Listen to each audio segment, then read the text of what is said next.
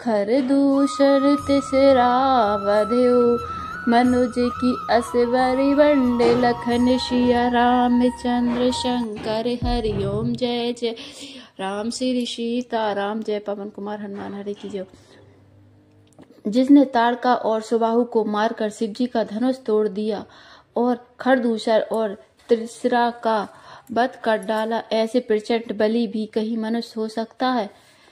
जाहु भवन कुल कुशल विचारी, सुनत जरा दिन से बहुगारी। गुरु जिमि मोर कर मम बोधा, कहु जग मोहि समान को जोधा। अतः अपने कुल की कुशल विचार कर आप घर लौट जाइए। यह सुनकर रावण जल उठा और उसने बहुत सी गालियां दी। अरे मूर्ख, तू गुरु की तरह मुझे ज्ञान सिखाता है तो संसार मेरे समान योद्धा कौन है।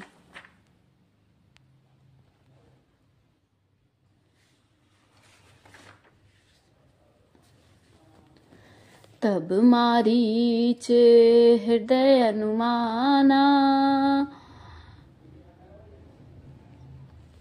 ना भई विरोध नहीं कल्याणा। शस्त्री मरमी पिरु सट धनी, वेद बंदी कभी भान से गुनी। तब मारीच ने हृदय में अनुमान किया कि शस्त्री, मर्मी, समर्थ, स्वामी, मूर्ख, धनवान, वेद भाट, कवि और रसोइया, इन 9 व्यक्तियों से विरोध करने में कल्याण नहीं होता।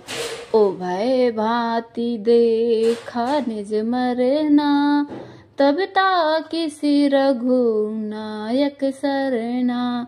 उतरु देत मोहि बदब अभागे, कस नाम रो रघुपति सर लागे। जब मरीज ने दोनों प्रकार से अपना मरण देखा तब उसने श्री रघुनाथ जी के शरण तकी, अर्थात उनकी शरण जाने में ही कल्याण समझा। सोचा कि उत्तर देते ही नहीं करते ही यह अभागा मुझे मार डालेगा, फिर श्री रघुनाथ जी के बाण लगने से ही क्यों न मरूं। असे जिए जाने दसानन संगा, चला राम पद प्रेम अवंगा। मने अति हरसे जनाब न देहि, आज देखी हऊ परम स्नेही। हृदय में ऐसा समझकर रावण के साथ चला। श्री राम जी के चरणों में उसका अखंड प्रेम है। उसके मन में इस बात का अत्यंत हर्ष है कि आज मैं अपने परम स्नेही श्री राम जी को देखूंगा, किंतु उसने यह हर्ष रावण को नहीं जनाया। निज परम प्रीतम देख लोचन, सुफल करि सुख पाई हो। श्री सहित अनुज समेत, कृपा निकेत पद मन लाही हो। निर्वाण दायक क्रोध जाकर भगति, अब सही बस करी। निज पान सर संधान, शो मोहि बद सुख सागर हरि।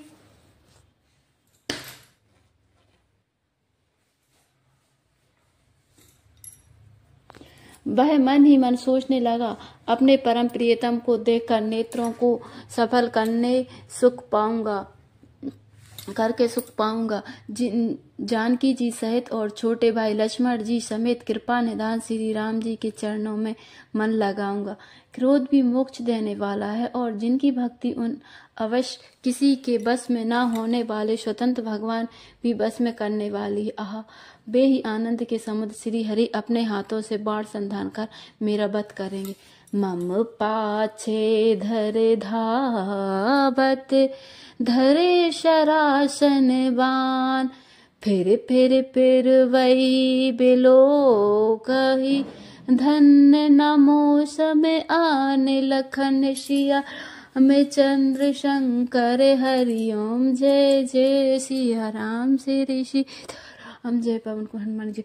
धनुष बाण धारण किए मेरे पीछे पीछे पृथ्वी पर पकड़ने के लिए दौड़ते हुए प्रभु को मैं फिर कर देखूंगा। मेरे समान धन्य दूसरा कोई नहीं है।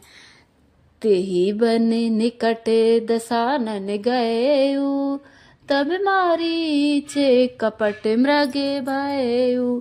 अति विचित्र कछु बरनि न जाई, कनक देह मणि रचित बनाई।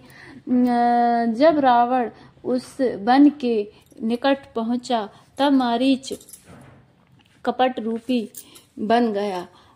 वह अत्यंत ही विचित्र था, कुछ वर्णन नहीं किया जा सकता। सोने का शरीर मणियों से जड़ कर बनाया था। सीता परम रुचिर मृग देखा, अंग अंग सुमनोहर बेसा। सुनहु देव रघुबीर कृपाला, यही मृग करे अति सुंदर छाला।